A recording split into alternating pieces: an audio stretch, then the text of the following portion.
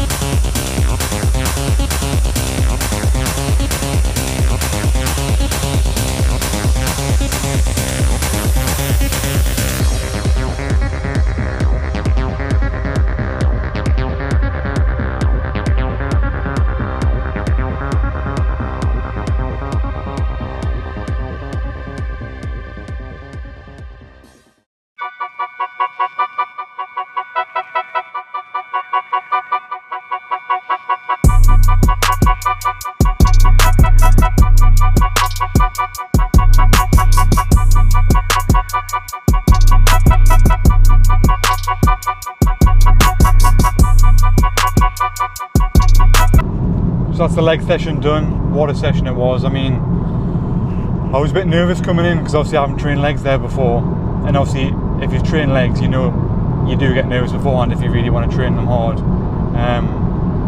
But it was an unbelievable session. When you're dieting, you've got to be sensible with certain movements, but that doesn't mean take the piss and don't try hard. I'll still go to absolute failure, but if there's like a 50-50 rep, I'll like think about it at the time, but I'll normally go through with it. But you do have to be sensible, especially on the big compounds. But I got some posing afterwards, so I'll put some of the posing clips up as well. But it's had a really good time, man. I'm loving the prep at the minute. I'm loving what I'm gaining from it in terms of like the mindset gains, in terms of the change of condition. In the posing room at that gym as well is an absolute joke. It is so good. Like, I was looking at my body and thinking, is this me? Because my gym hasn't got any posing room, it's just some shitty changing room lights. And then I've been to other posing rooms which are okay, but Ultraflex always has like the lighting down to a T, the room down to a T. You can even adjust the lighting. It's like with a dim, it's really good. So yeah, I'm super happy, man. I'm really grateful to be able to like do this and help my clients do it as well. I've got a client stepping on stage in 9 weeks, female client who's going to be doing bikini, and then we're going to consider doing a bikini show afterwards as well. So I'm super excited about that, and if she qualifies for that, then she'll go to the finals, which is the following week. So keep an eye out for that, Kaylee, if you're watching. Let's fucking go. So now I'm just going to head home, have my protein, some dark chocolate, and then I want to take my mum to the hairdressers and spend some time with my mum. My mum's, it might sound cringe, but she is my best friend. Like, she watches videos of like bodybuilding, boxing, MMA, all the stuff that I love, like nutrition, and that's what a best friend does, isn't it? Like, if you have a passion, it becomes theirs. It becomes theirs as well. So I'm super happy, man. So like I said, go home, get my my protein dish, take my mum to the hairdressers, come back, watch AJ's check-in, my coach AJ, see what he thinks of my current condition, see if there's any tweaks to output or on my intake, because currently it's like 1800 on training days and like 1700 calories on non-training days. Non-training days are like 100 carb, which is really hard to be honest, but I fucking love it. And you'll get that feeling whereby, like, you know, if you're in tune with your body, you know when you're losing fat, and I love that, because like if you're just cruising and you could push harder, there's no real point. But like, to caveat that, you also don't want to dig so deep to the point that like you fucked way before you show. Yes, it's like important to dig, but it's also about being sensible, especially with the amount of shows that I've got coming up. I'm like I said before, I'm 168.2 pound. My end goal weight was around 160, maybe 155, depending on what the condition looks like, i.e. the glutes and the hamstrings, but yeah, we'll see. Anyway, I'll stop rambling now, and I'll see you for meal number 1. Excuse the red face, I just got out the shower, pokes have been peeled, Christ, look at the freckles, Jesus. So I went to Morrison's on my way back, got my mum some ham and some buns, so she can have a nice little sandwich, bless her, and some beetroot juice. And if you don't know, get to know. So now I'm gonna have my meal. I'll show you that quickly, and then I'm gonna crack on with some editing, client check-ins, and get some steps in as well before taking into the hairdressers. So it's literally nearly 1 o'clock. I still haven't ate yet, so I need to get my food in because I'm starving. So for this meal, it's just going to be protein and some dark chocolate. My carbohydrates will be very minimal. I usually have it with rice flour. However, when I'm training early in the morning, I like to save my carbs towards the end of the day, because I've found doing so really helps with my sleep. I've noticed like a dramatic improvement with having a high carb meal before bed. I understand that yes, you want to have carbohydrates pre and post workout, and I do that on a standard day where I train like 3 or 4 o'clock. However, when I train early in the morning, like I said earlier, I'm not really hungry. I don't need those carbohydrates because I've had that carbohydrate meal late at night the day before. So I'll quickly show you the meal now, and let's crack on. So I'm going to do 400 milliliters for this one, down as grams, but same thing.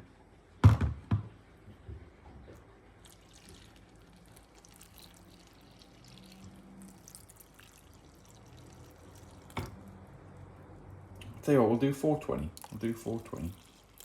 Ooh, too much. So I've put too much in there, which is brilliant. So I'm just going to give this a whisk.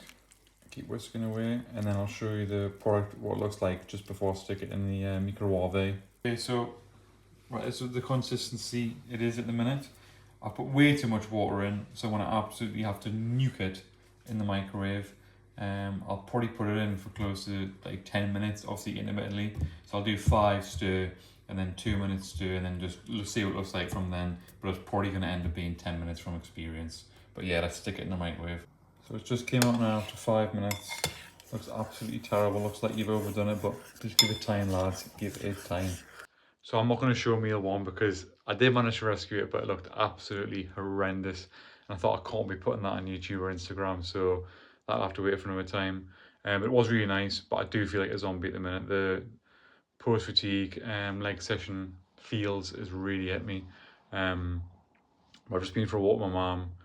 I'm going to take it to the hairdressers now and then come back and have meal 2, which I'll show you. So that's going to be the pasta, Greek yogurt, blueberries, and maybe a protein bar. But yeah, I'll definitely not show you the first meal. Okay, so finally sitting down for meal number 2. So I've got, as you can see, some homemade pasta, some lettuce with some red cabbage in it. The homemade pasta is just passata, which is basil and oregano, with some black pepper, a little bit of salt, a little bit of chili. And then sometimes I like to add some tomato puree on top, but it's really, really nice. As you can see, the portion's a lot smaller than last time. And then I have about 50 to 60 grams of chicken, just depending on what day I'm training, in the pasta as well. But yeah, really, really nice. And I prep it for like 6-7 days. It's well worth doing. Not only does it save money, but it's super good for like time and efficiency. I whack it out the freezer or the fridge, stick it in the microwave, 3 minutes, then I'm ready to eat. Rather than having to make it every day, which I previously used to do. Yes, sometimes the taste can be slightly better and it can be fresher, but it takes a considerable amount of time compared to prepping it 6-7 days in advance. So for meal number 3, we've got some blueberries, some Greek yogurt, about 3,000 grams of cinnamon, and some ginger as well. This is just a light meal for meal 3, but I absolutely love it. Meal 3 just went down an absolute treat. Time to watch the check-in from the boy. So I thought I'd give a little update on my preps going so far. So it's been quite a long prep to be honest.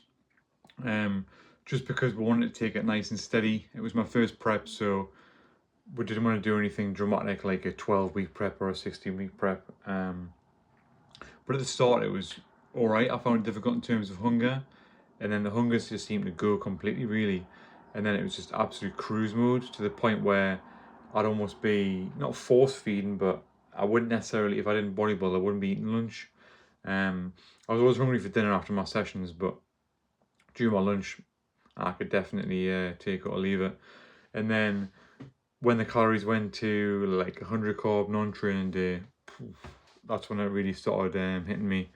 And then I started finding it more difficult. Like I felt more lethargic, my mood went down, my energy went down. People in family were asking like, is everything okay? But if you've been through a hard diet yourself or a prep, you know that there's just some days where you just haven't got it, like you just haven't got that pop. But sessions have been okay. I think a lot to do with the sessions, yes, you're not going to get a great pump all the time, but you just got to nail your hydration, nail your nutrition, and everything's going to be okay. You've got to go in the mindset of, yes, I want to smash the session, and don't go in the mindset of, oh, I'm in prep, I'm weak, I'm tired, all that sort of stuff, because I do truly believe that you can still make strength gains. They might become very infrequently, but on legs in particular, I have made gains. And I do think a lot of the reason why is because of my improvement in cardio. One, my cardio is dramatically improved. And 2, I'm able to get a lot better range of motion because my quads aren't squashing my rib cage, especially on leg press. Finish off on that subject. If you are feeling a certain way about your confidence or any sort of thing like that, drop me a message and I'll do my best to help you. I'm not medically trained in that aspect by all means, but I have experienced it. I've got friends that experienced it, so I am well versed on that subject. So please feel free to message me if you feel a certain way, and I'll do my best to help you. So I'm just doing my final walk of the day. I'll quickly show you the river now. It looks absolutely beautiful.